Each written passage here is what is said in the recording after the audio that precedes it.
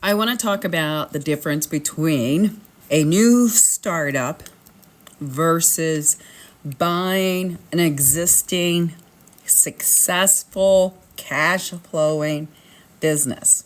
So there is a big difference in the two. And I guess let's just make this relatable by, prefacing this by this is a new startup, meaning maybe it's a plumber, heating and air, the traditional business model, and you're just going to start your own from scratch, okay? And so, you've worked for someone for so long and you're like, okay, I'm done working for someone and I want to start my own heating and air or my own plumbing service or my own roofing, whatever the case may be, okay? So this is not in reference to you have some unicorn startup. This is in reference to you're going to do a basic business startup.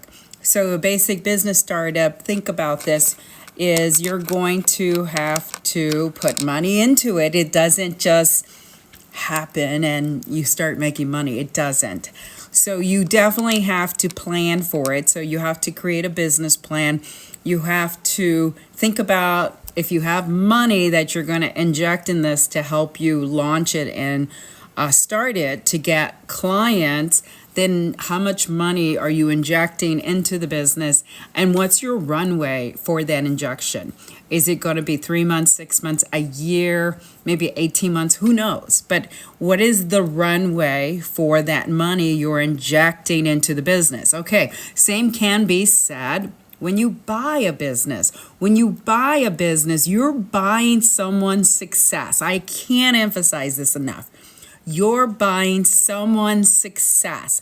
They created the business, they build the brand, they got the recognition, and hopefully they have like lots of wonderful reviews.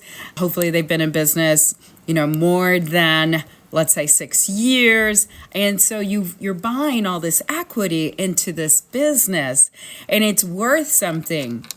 Now, the thing I want you to discern is if you were to do a startup, how much money would you be injecting to that business versus if you buy a business? How much money are you putting into that business to buy the business? Because I'm going to tell you, sometimes it's the same amount of money.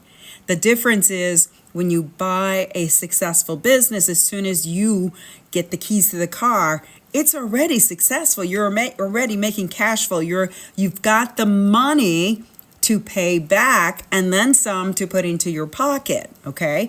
And that's how you analyze buying a business versus doing a startup. And I can almost emphatically tell you that buying a business is going to be way more successful and your launch pad upwards faster than if you were to do a startup.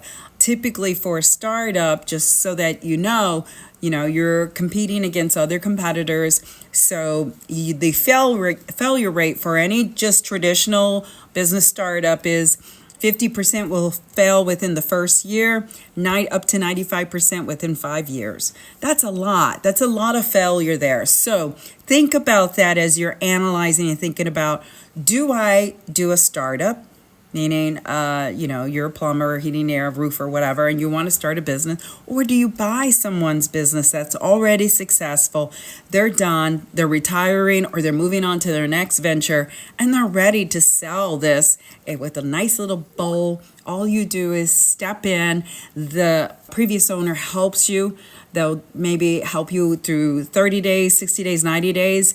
Sometimes it's longer, but if it's longer than that, you're going to be paying a consulting fee. But they're there to hold your hand so that you are successful. They want that legacy to continue. Hey, I'm Kat Ramirez, CEO and founder of 10X Business Brokers. We manage mergers and acquisitions. If you're looking to exit or create a succession plan, please reach out to me. I'm happy to help you out. If you're looking for a business to buy, please check out 10xbusinessbroker.com. We have several businesses listed, and you got this.